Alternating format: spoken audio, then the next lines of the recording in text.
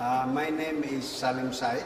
I am a professor of political science in the University of Indonesia, as well as in the Police College, and I'm also teaching in Staff and Command School of Indonesian Armed Forces. Tell me, explain to Didit if you can, what is the situation that Indonesia faces at the present time? Well, Indonesia is facing, or we are still in transition from an authoritarian government to a more democratic country. And this election is very important because this is a point where we can move faster than years before on our journey to become a democratic country. What are the frustrations that you see that Indonesians who are trying to make a change are facing at the present time? What's the biggest frustration? The biggest frustration is that this country used to be under authoritarian government, meaning that this country, the people in this country used to be under a very strong leader. Now people still having that in their mind in a time when civilian leaders are trying to manage the country, and so far there hasn't yet been succeeded in that.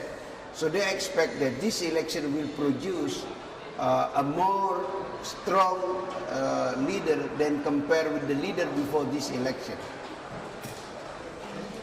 What do you think, what is, among the people as a whole, what do you think is the biggest obstacle to getting this democracy initiated in Indonesia? Well, for me the biggest obstacle is that the society had been for a long time under authoritarian government, and also because economic crisis which almost destroy Indonesian economy, which was started to be built by the authoritarian regime more than 30 years ago. So we are now starting to democratize the country in a time of economic crisis. Theoretically, you cannot have democracy with economic condition like this, but we are working hard even though we have that kind of economic conditions. Among the people, do you think this creates reluctance to have a democracy instead of a strong authoritarian government at a time like this? Well, there was a public opinion poll, I think last month, in which nationwide respondent was asked whether they have objection if the country run by active military. The result was surprising and scary because 47% of the respondents said they have no objection even if the country controlled by active military. That shows you how shaky Indonesian democracy now. So what is the real challenge now for people who are trying to promote democracy? Well, there are many challenges in this country. You know, this is a multi-crisis problems. Indonesia is facing a multi-crisis. On the one hand, we have economic problem. On the other hand, we really do not have democratic culture. This is a very new thing to us. So we are working in many directions in one time. So have you had some success? Have you made some achievements in getting people to accept democracy? Well, we did make many achievements. For instance, we already amended our constitution for 4 times. I mean, this constitution considered to be sacred cow by the old regime because they can run the country by using this authoritarian constitution. Now we amended that, and we already established what's that? Mahkamah Konstitusi, a court, a high court on constitution, where you can appeal if you see that there is a law implementing the basic law, a contradiction between the basic law and the lower law. I mean, this is a new thing for us. I mean, in the past, the government can interpret whatever they like. Now you cannot do that anymore. So in that mix, how important is this election? The election is very important because this is the first time Indonesian, after having independence more than 50 years, this is the first time Indonesians are allowed to elect directly their own leader.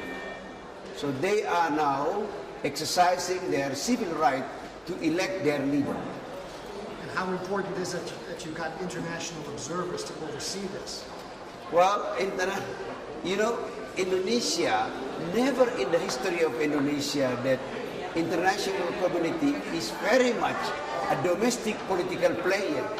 So the presence of international community observer is very important, because even if we consider ourselves a democratic country like the old regime did, without the recognition of international community, we are getting nowhere. So the presence of international community now and in the future is very, very important. What would you say is the mood of the country now on the eve of the election results? Are people hopeful? Are they fearful, apprehensive? What would you describe? Well, the people are very hopeful. I really expect that those who will be elected will really perform properly. Otherwise, they will disappoint people, and that will discourage people to move in the direction of democratization of this country. Do you think that the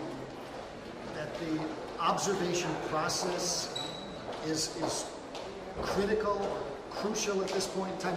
Does it give the people of Indonesia a feeling that there's transparency and believability that maybe would not exist if the observers were not here?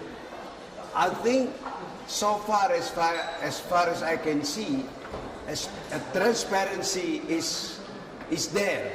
So as you can see, the election is far better, I think far cleaner than many elections we experienced in the past. So this probably will be a kind of a good investment, so that the people will believe that this is really a chance for them to make a decision who is going to be their leader. Can you think of any particular reason why the Carter Center in its role as an observer stands out, or is in any way different from the other international observers here? Well, I think Carter Center is very important. First of all, because Mr. Carter is very famous. I mean, we have observers from many countries, but you cannot identify them. It's very easy. The presence of Mr. Carter himself is very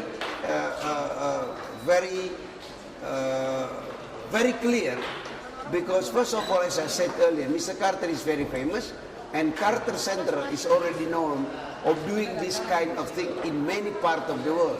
So if President Carter declared that the election is clean, I think it's very easy for people in Indonesia, especially, and also abroad, will come to the same conclusion that we have a clear election, a clean election, so that the result will be legal.